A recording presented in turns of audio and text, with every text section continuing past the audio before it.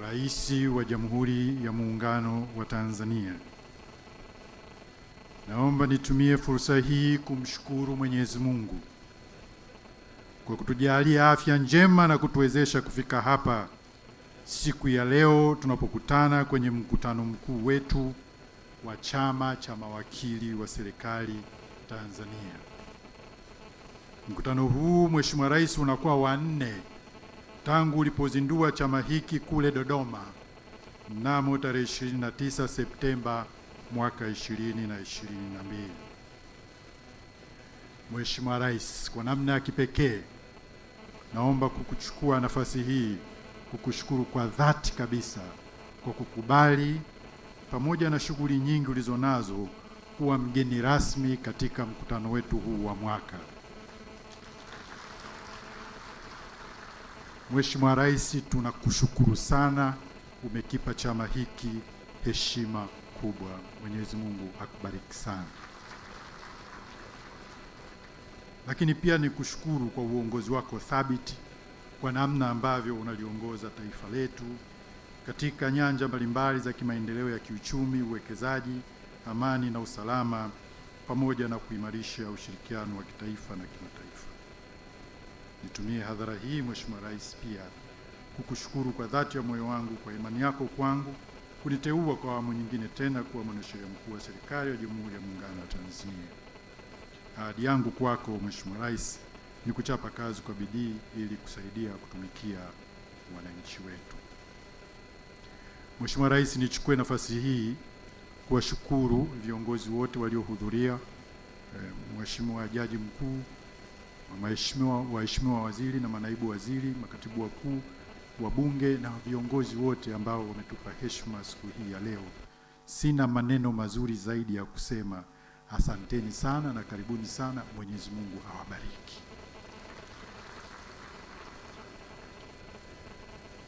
Mheshimiwa Rais, siku ya leo ni siku ya kihistoria kwa Chama cha Mawakili wa Serikali Tanzania. Historia itabaki kukumbuka kuwa wewe ndiye uliyekizindua chama hiki jijini Dodoma mwaka 2022. Kitendo hicho hakikuwa tu uzinduzi wa chama kipya cha kitaaluma, bali ilikuwa ni hatua ya kimkakati ya kuimarisha taaluma ya sheria serikalini na kujenga mshikamano wa mawakili wa serikali nchini. Mheshimiwa Rais, tangu ulipokizindua chama hiki kimeendelea kukua na kuimarika na kupata mafanikio mbalimbali. Mheshimiwa Rais, kauli mbiu ya mkutano mkuu wa Chama cha Mawakili wa Serikali mwaka huu ni haki, wajibu na utawala wa sheria, ni msingi wa utekelezaji wa Dira ya Taifa ya Maendeleo 2050. Mheshimiwa Rais, tangu umekizindua chama hiki tumepata mafanikio mengi sana, lakini kwa muktadha na kwa madhumuni ya muda, naomba nizungumzie moja tu kati ya mafanikio haya. Nayo ni mradi wa kuandika kitabu kinachojulikana kama Falsafa ya Sheria ya Mama Samia.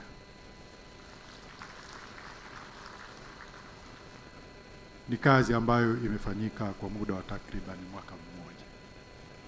Tulichokuwa tunajiuliza wakati ule kwamba hivi tangu mwezi Machi 2021 sheria hizi mbalimbali ambazo tumekuwa tukirekebisha na sheria mbalimbali ambazo zingine tumekuwa tukitunga au zingine kuzifuta, kumekuwa na athari gani katika jamii na uchumi wa taifa hili? Tuliona ni vizuri tukadokumenti kupitia kitabu, na ndio maana tukaja na dhana hii ya Falsafa ya Sheria ya Mama Samia. Utekelezaji wake katika mageuzi ya kiuchumi na kijamii tunaita Mama Samia Doctrine of Law.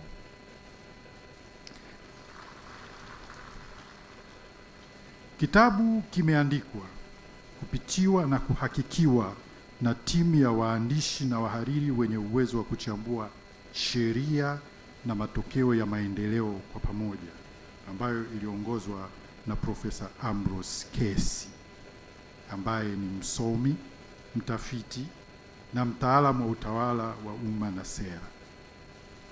Wazo la kitabu lilizaliwa kutokana na tafakari ya kina kuhusu mwelekeo wa uongozi wako, Mheshimiwa Rais. Sisi tulitaka kujiuliza, katika kipindi hiki cha uongozi wako, sheria imetumika kwa namna gani kuleta mageuzi? Lakini tukataka kujiuliza, kuna mantiki inayounganisha marekebisho ya sheria, mabadiliko ya sera, maboresho ya taasisi na matokeo ya kiuchumi, kiujamii, katika jamii? Kuna mantiki? Lakini tukataka kujiuliza, je, tunaweza kueleza kwa ushahidi kwamba sheria imeweza kutumika zaidi kama chombo cha maendeleo na sio chombo cha udhibiti pekee? Hayo, Mheshimiwa Rais, ndio maswali tuliyokuwa nayo. Nataka kuyapima kwa utafiti na uchambuzi na kuja na falsafa ya sheria ya Mama Samia ambayo ilitupa majawabu ambayo kwa kusema kweli, Mheshimiwa Rais, tulistaajabu. Tuliona kuwa katika awamu ya 6 kuna mwelekeo unaojitokeza wazi na bayana kutumia sheria, sera, taasisi na mifumo ya utekelezaji kujenga mazingira ya maridhiano, uwekezaji, uwazi, huduma, haki na maendeleo ya wananchi. Mwelekeo huu, Mheshimiwa Rais, haukuonekana katika sekta moja tu, bali tumeuona katika sekta mbalimbali wakati tunafanya utafiti na uchambuzi. Umeonekana kwa mfano katika kodi, umeonekana katika mapato, umeonekana katika uwekezaji, umeonekana katika nishati, ardhi, lakini matumizi ya tehama, utalii, elimu, misaada ya kisheria, hifadhi ya jamii, utawala bora, PPP, manunuzi ya umma, namna yalivyoboreshwa, yamebainishwa vizuri kwa ushahidi mtakapokuwa mnakisoma kitabu hiki muhimu kwa uchumi wa taifa letu. Ndio maana tuliona ni muhimu kuweka mwelekeo huu katika kitabu ili uweze kusomwa, kuchambuliwa, lakini na kukosolewa pia, kuboreshwa na kutumika kama rejea nzuri ya sera na sheria. Mheshimiwa Rais, kitabu cha falsafa ya sheria ya Mama Samia hakikuandikwa kama maandiko ya sifa tu. Kiliandikwa kama kazi ya uchambuzi unaothibitishwa na ushahidi. Wazo letu sisi, Mheshimiwa Rais, halikuwa kusema kuwa kila jambo limekamilika. Hapana.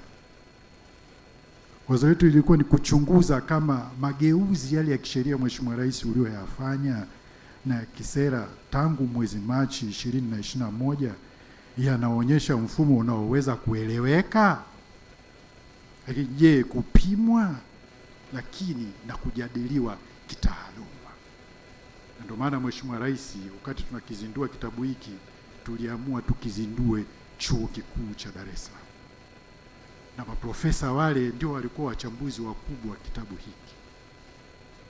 Kwa hiyo siku ya Ijumaa tarehe 10 tumekuwa na mjadala mzuri na maprofesa, na wametupa ushauri mzuri katika siku za usoni kama tutakuwa tunaandika edition zinazofuata. Tulitaka kuhamisha mjadala kutoka kwenye kauli za jumla, maana kumekuwa na kauli za jumla, kwenda kwenye ushahidi wa kisayansi kupitia kitabu hiki. Kwa maneno mengine, tulitaka kuuliza, sheria imebadilishwa, lakini matokeo yake ni nini? Sera imetangazwa, lakini imeleta nini sera hii? Taasisi imeanzishwa, wakati mwingine kuimarishwa, lakini imeongeza ufanisi gani? Bajeti imetengwa, na wakati ule tunapokuwa tunapitisha bajeti ile finance bill, tunabadilisha sheria nyingi kusupport ile budget, lakini bajeti hiyo imemfikia nani na kumgusa nani? Kitabu hiki kimechambua kwa kina na kwa ushahidi. ili Watanzania wakasome na wapate kuelewa. Majibu hayo yamechambuliwa kwa kina vizuri katika kitabu hiki kizuri. Kwa mtazamo wa Ofisi ya Mwanasheria Mkuu wa Serikali, Mheshimiwa Rais, hoja hii ni muhimu sana kwa sababu inatusaidia hata tunapokwenda siku za usoni. Kwa mujibu wa majukumu yetu ya kikatiba ya kisheria, Ofisi ya Mwanasheria Mkuu wa Serikali ina wajibu wa kuishauri serikali kuhusu uandishi wa sheria, utungaji wa sheria, lakini mikataba, utungaji wa sheria na tafsiri ya sheria na kulinda maslahi ya umma. Sasa lakini wajibu huo haupaswi kueleweka kwa mtazamo finyu wa kisheria pekee. Ushauri wa sheria una thamani pale unapoisaidia serikali kufanya maamuzi yanayolinda maslahi ya taifa, yanayoleta maendeleo, yanayopunguza migogoro, yanayovutia uwekezaji, yanayowezesha wananchi kupata haki kwa wakati, lakini pia kupata huduma iliyo bora.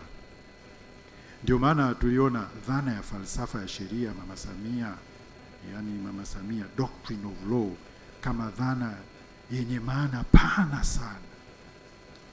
Inatukumbusha kwamba sheria si maandishi tu.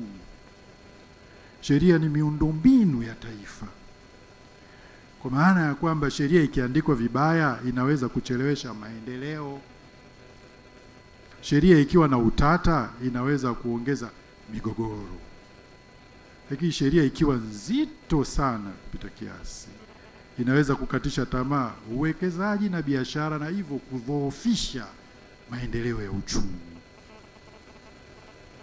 Sheria nayo ikiwa dhaifu inaweza kuruhusu matumizi mabaya ya madaraka na upotevu wa rasilimali za taifa.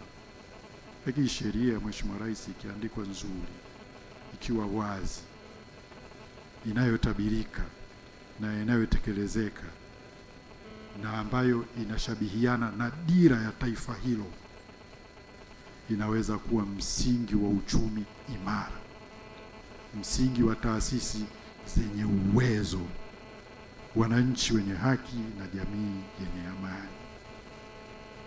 Mheshimiwa Rais, hoja zinazojadiliwa katika kitabu cha falsafa ya sheria ya Mama Samia zinaakisi kauli mbiu ya mkutano wetu huu mkuu wa mawakili wa serikali. Ni kwa msingi huo ndio maana nimeona nitoe hotuba yangu kwa kuishabihisha na kitabu hichi kizuri ninachokirejea. Utekelezaji wa dira ya taifa ya maendeleo ya 2050 unahitaji uwepo wa sheria bora zinazoshabihiana na dira na nguvu za kiuchumi. Na Mheshimiwa Rais, umenipa maagizo, umenipa maelekezo kwamba nihakikishe kwamba tunashabihisha sheria yetu na dira hii ya 2050. Kwani tunafahamu kwamba sheria zisiposhabihiana na dira tunaweza tukachelewa kufikia malengo yetu.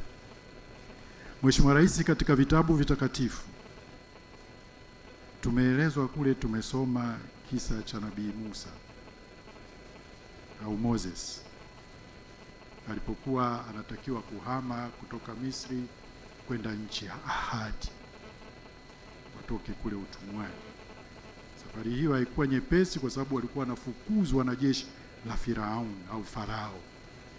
Na walipofika katika bahari ile ya Shamu au Red Sea, Mwenyezi Mungu alimwambia apige fimbo maji yafunguke na wavuke. Na alipofanya hivyo maji yalifunguka na wakavuka. Lakini jeshi la Farao lilipofika katikati maji yakajifunga, wakafa wote. Sasa wao wanaenda nchi ya ahadi. Na kwa namna tulivyosoma vitabu hivyo vitakatifu, hiyo nchi ya ahadi ni pale Kanaani, kilomita 350 kutokea pale. Lakini wao wamekwenda kufika huko kwa miaka 40. Ilikuwa ni safari hardly ya mwezi mmoja kwa usafiri uliokuwa na kwenda. Maana ya kwamba wangekata kushoto, wangepita kaskazini mwa mlima Sinai, wakateremka kuingia magharibi mwa Jordan, wakatokea mji wa Akaba. Fika mji wa Akaba unateremka bonde la Jeriko, unatokea ukanda wa Gaza, umefika Kanaani. wanasema nchi ya asali na maziwa.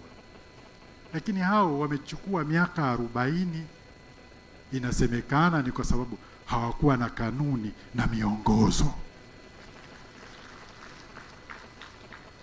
Kwa hiyo Mheshimiwa Rais, maagizo yako nimeyapokea kwa moyo mkunjufu na kwa uzito wake, kwa sababu tusipokuwa na legal framework hiyo 2050 malengo yake hatufiki, au tutafika tumechelewa kama kaumu Musa. Mheshimiwa Rais, katika ukusanyaji wa uchambuzi wa taarifa wa kitabu hichi kizuri, tulisisitiza mambo matatu. Kwanza, kutofautisha kati ya matamko ya sera na matokeo ya utekelezaji. Tofautisha. La pili, kutofautisha kati ya miradi iliyotangazwa, miradi iliyosajiliwa na matokeo halisi. Na tatu, kuonyesha changamoto pamoja na mafanikio.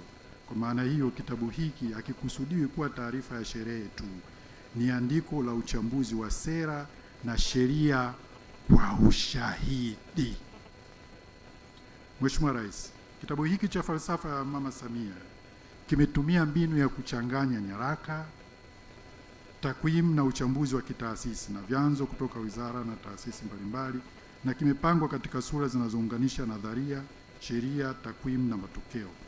Sura ya mwisho ya kitabu inatoa mapendekezo na hitimisho kuhusu namna sheria inaweza kuendelea kutumika kama chombo cha maendeleo. Mheshimiwa Rais, kitabu hiki, moja ya hoja tunazozisisitiza ni kwamba sheria lazima ipimwe kwa matokeo. Haitoshi kusema kwamba sheria imetungwa. Lazima tujiulize, imeongeza nini? Imeboresha nini? Imefungua fursa gani? Imeondoa kikwazo gani? Imeongeza uwajibikaji kiasi gani? Imefanya huduma zipatikane kwa wananchi wangapi? Au kama imeleta changamoto mpya ni ipi, tuibaini na turekebishe tena. Huu, Mheshimiwa Rais, ndio mtazamo wa sheria kama chombo cha maendeleo. Mheshimiwa Rais, Ofisi ya Mwanasheria Mkuu wa Serikali kama taasisi muhimu katika kuunganisha sheria na maendeleo haiwezi kubaki kuwa ofisi ya kutoa maoni ya kisheria kwa njia ya kawaida pekee. Lazima kiwe kitovu cha kuhakikisha kuwa serikali inatunga sheria bora, inaingia kwenye mikataba bora, inalinda rasilimali za taifa, inapunguza migogoro ya kisheria, inaimarisha ubora wa sheria, upatikanaji wa haki, na inasaidia kujenga mazingira bora ya uwekezaji, huduma pamoja na maendeleo ya kijamii. Ndio maana kama ofisi, ili kuyafikia malengo ya Dira 2050, tutaendelea kusisitiza mambo kadhaa, ikiwemo utafiti, lakini na ubora wa utungaji wa sheria.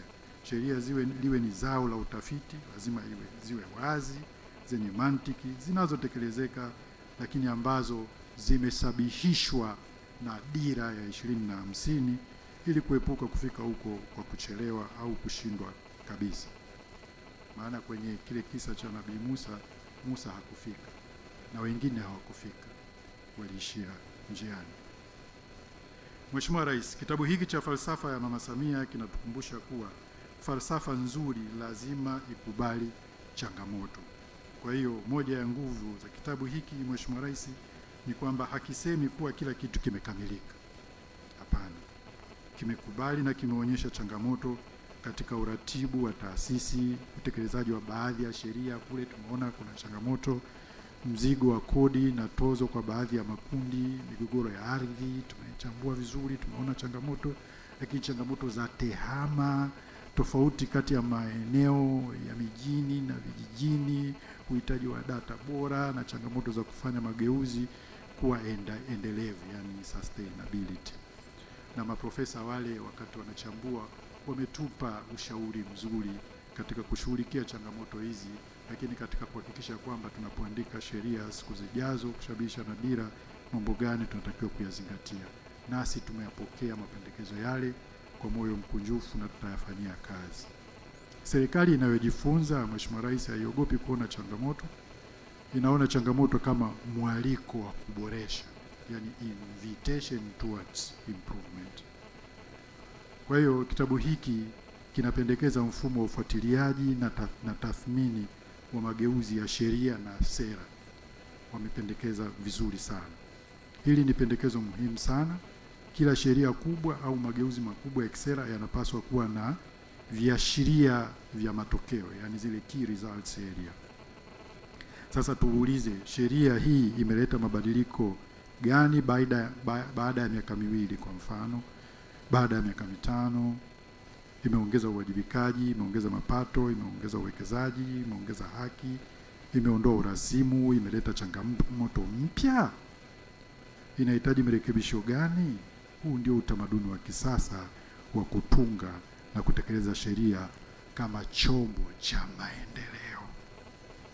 Mheshimiwa Rais, kwa mtazamo wangu, kitabu cha falsafa ya Mama Samia kina ujumbe kwa makundi mbalimbali.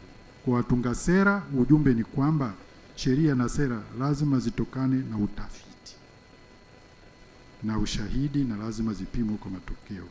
Kwetu sisi mawakili wa serikali, ujumbe ni kwamba taaluma yetu ina wajibu wa moja kwa moja katika maendeleo ya taifa. Tunatakiwa kuwa wawezeshaji.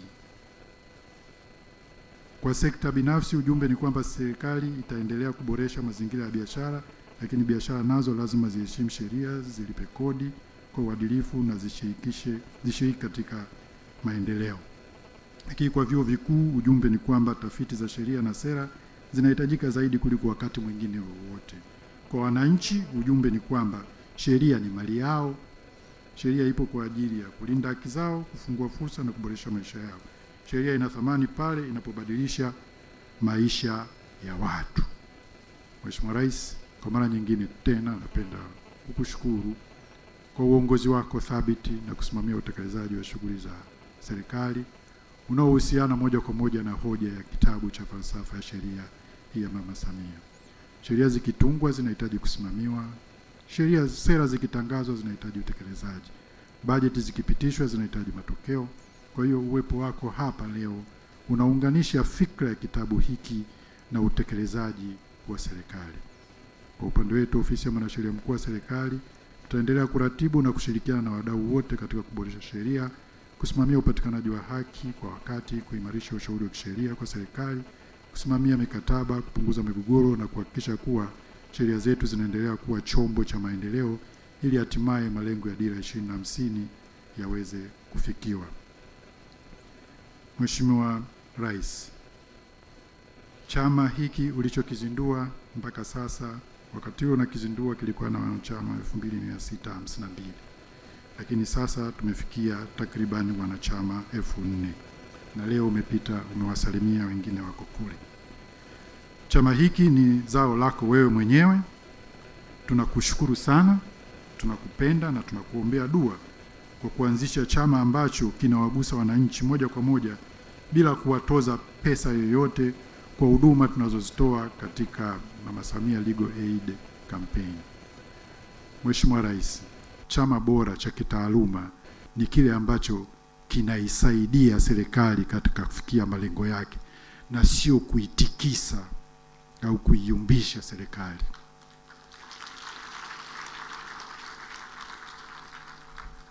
Mheshimiwa Rais, naomba nirudie.